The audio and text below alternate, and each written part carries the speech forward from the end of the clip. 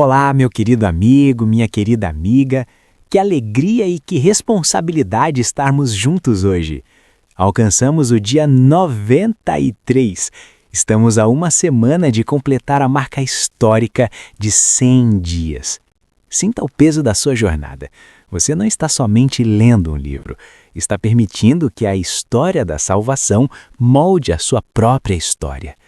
Eu escolhi você para estar ao meu lado nessa caminhada porque sabia que você teria maturidade para encarar o fim do primeiro rei de Israel. Hoje, no livro de 1 Samuel, veremos o desespero de Saul chegar ao seu limite máximo e a coragem de Davi ser testada em sua própria casa. Vamos aprender que o silêncio de Deus para uns é um aviso, enquanto o seu socorro para outros é uma promessa de recomeço.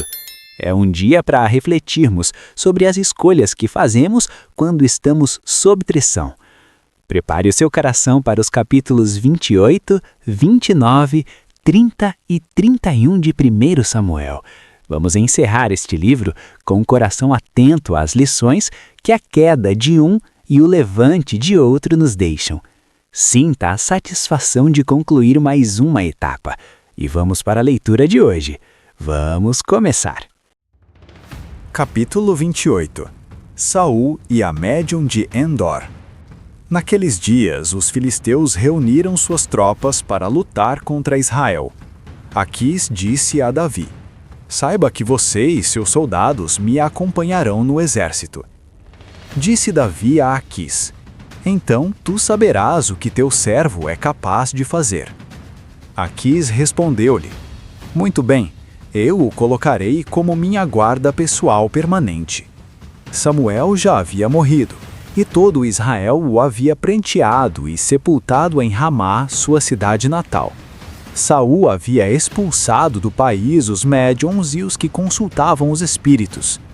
Depois que os filisteus se reuniram, vieram e acamparam em Sunem, enquanto Saul reunia todos os israelitas e acampava em Gilboa. Quando Saul viu o acampamento filisteu, teve medo. Ficou apavorado.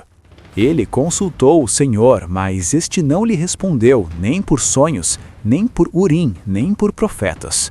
Então Saul disse a seus auxiliares: "Procurem uma mulher que invoca espíritos para que eu a consulte." Eles disseram: "Existe uma em Endor." Saul então se disfarçou vestindo outras roupas e foi à noite com 2 homens até a casa da mulher.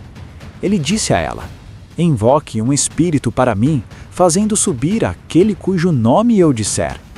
A mulher, porém, lhe disse: "Certamente você sabe o que Saul fez. Ele eliminou os médiuns e os que consultam os espíritos da terra de Israel.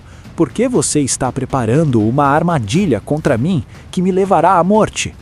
Saul jurou-lhe pelo Senhor: "Juro pelo nome do Senhor que você não será punida por isso." "Quem devo fazer subir?" perguntou a mulher. Ele respondeu: "Samuel." Quando a mulher viu Samuel, gritou e disse a Saul: "Por que me enganaste? Tu mesmo és Saul." O rei lhe disse: "Não tenha medo, o que você está vendo?" A mulher respondeu: "Vejo um ser que sobe do chão." Ele perguntou: "Qual a aparência dele?" E disse ela: "Um ancião vestindo um manto está subindo." Então Saul sabia que era Samuel, inclinou-se e prostrou-se, rosto em terra. Samuel perguntou a Saul: "Por que você me perturbou, fazendo-me subir?" Respondeu Saul: "Estou muito angustiado. Os filisteus estão me atacando e Deus se afastou de mim. Ele já não responde nem por profetas, nem por sonhos. Por isso te chamei para me dizeres o que fazer." Disse Samuel: "Por que você me chamou, já que o Senhor se afastou de você e se tornou seu inimigo? O Senhor fez o que predisse por meu intermédio. Rasgou de suas mãos o reino e o deu a seu próximo, a Davi. Porque você não obedeceu ao Senhor, nem executou a grande ira dele contra os amalequitas. Ele lhe faz isso hoje. O Senhor entregará você e o povo de Israel nas mãos dos filisteus, e amanhã você e seus filhos estarão comigo. O Senhor também entregará o exército de Israel nas mãos dos filisteus. Na mesma hora, Saul caiu estendido no chão, aterrorizado pelas palavras de Samuel. Suas forças se esgotaram, pois ele tinha passado todo aquele dia e toda aquela noite sem comer. Quando a mulher se aproximou de Saul e viu que ele estava profundamente perturbado, disse: "Olha, tua serva te obedeceu. Arrisquei minha vida e fiz o que me ordenaste. Agora, por favor, ouça tua serva e coma um pouco para que tenhas forças para seguir teu caminho." Ele recusou e disse: "Não vou comer." Seus homens, porém, insistiram com ele, e a mulher também, e ele os atendeu. Ele se levantou do chão e sentou-se na cama. A mulher matou depressa um bezerro gordo que tinha em casa, apanhou um pouco de farinha, amassou-a e assou o pão sem fermento. Então ela serviu Saul e seus homens, e eles comeram. E naquela mesma noite, eles partiram. Capítulo 29. Os filisteus reuniram todas as suas tropas em Afeque, e Israel acampou junto à fonte de Jizreel. Enquanto os governantes filisteus avançavam com seus grupos de 100 e de 1000, Davi e seus homens iam na retaguarda com Aquis. Os comandantes dos filisteus perguntaram: "O que estes hebreus fazem aqui?" Aquis respondeu: "Este é Davi, que era oficial de Saul, rei de Israel. Ele já está comigo há mais de 1 ano e, desde o dia em que deixou Saul, nada fez que mereça desconfiança." Contudo, os comandantes filisteus se iraram contra ele e disseram: "Mande embora este homem para a cidade que você lhe designou. Ele não deve ir para a guerra conosco, senão se tornará nosso adversário durante o combate.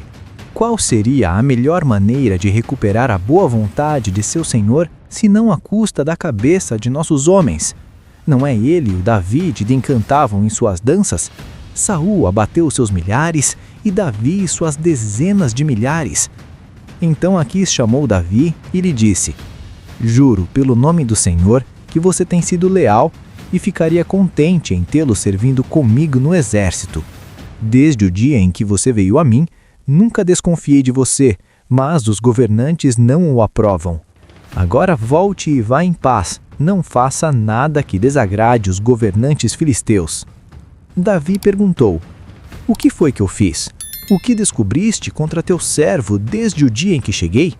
Por que não posso ir lutar contra os inimigos do rei, meu senhor?" Aquis respondeu: "Reconheço que você tem feito o que eu aprovo, como um anjo de Deus.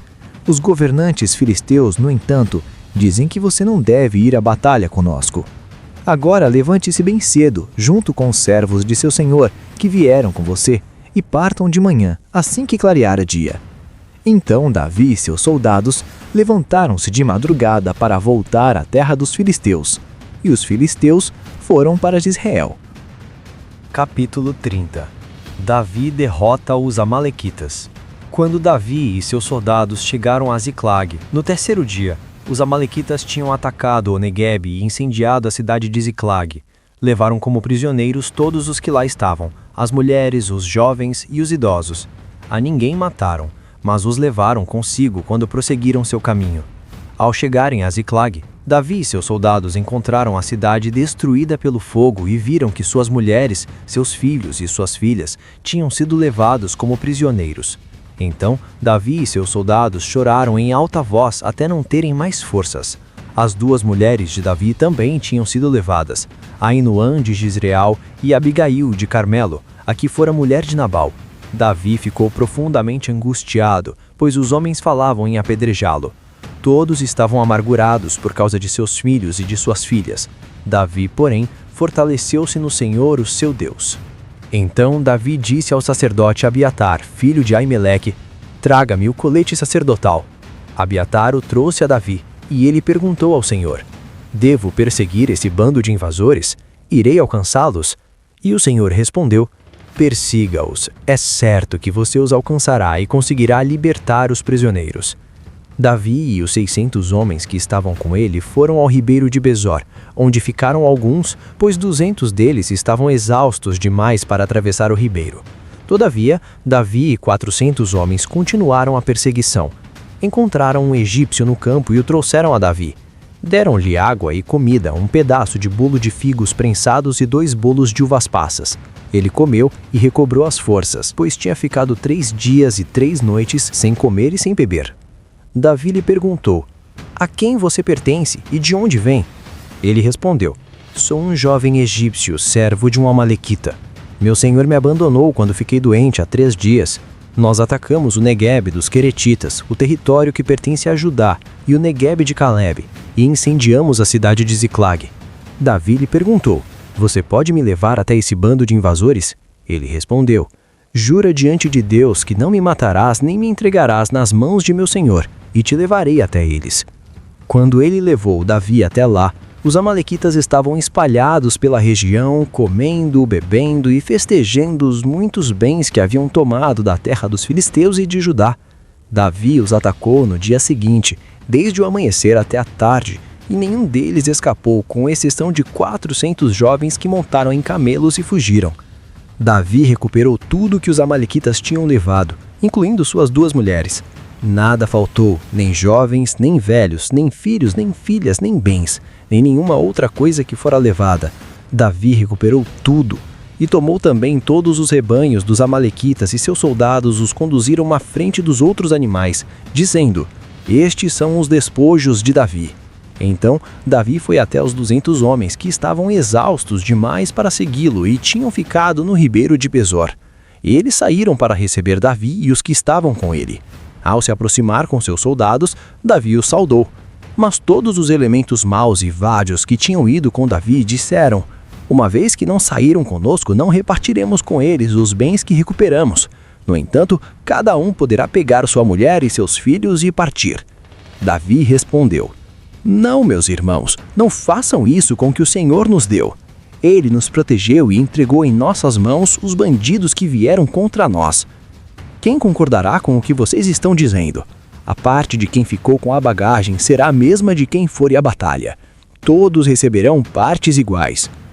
Davi fez disso um decreto e uma ordenança para Israel, desde aquele dia até hoje. Quando Davi chegou a Ziclag, enviou parte dos bens às autoridades de Judá, que eram seus amigos, dizendo: "Eis um presente para vocês, tirado dos bens dos inimigos do Senhor."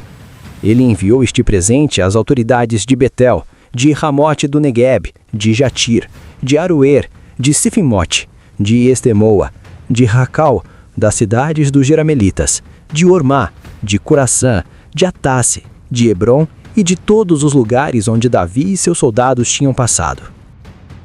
Capítulo 31. O suicídio de Saul. E aconteceu que, em combate com os filisteus, os israelitas foram postos em fuga, e muitos caíram mortos no monte Gilboa.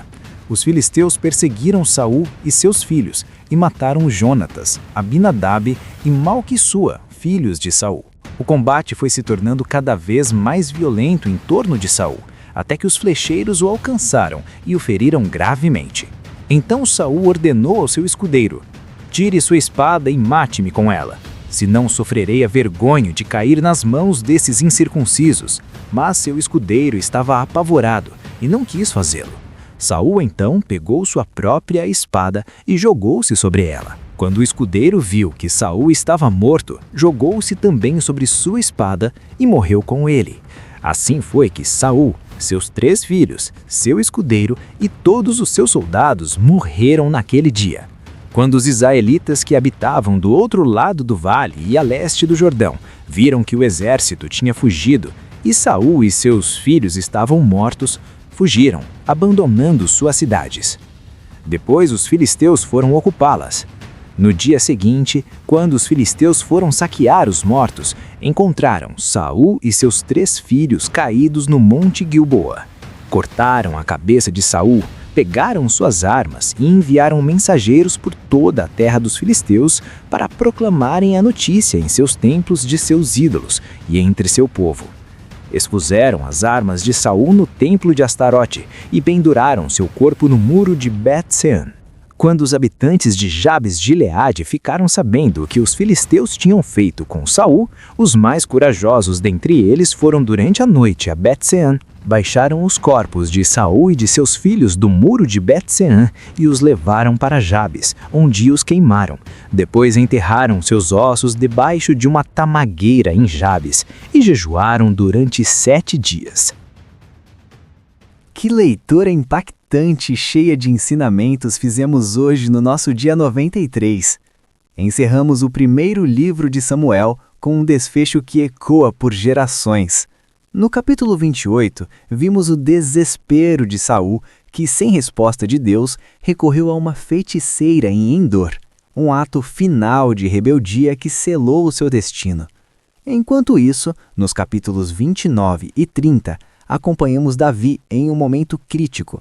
Rejeitado pelos generais filisteus e encontrando sua cidade, Ziclag, queimada e sua família sequestrada. Davi nos deu a maior lição do dia. Davi se fortaleceu no Senhor, seu Deus, perseguiu o inimigo e recuperou tudo o que havia sido perdido.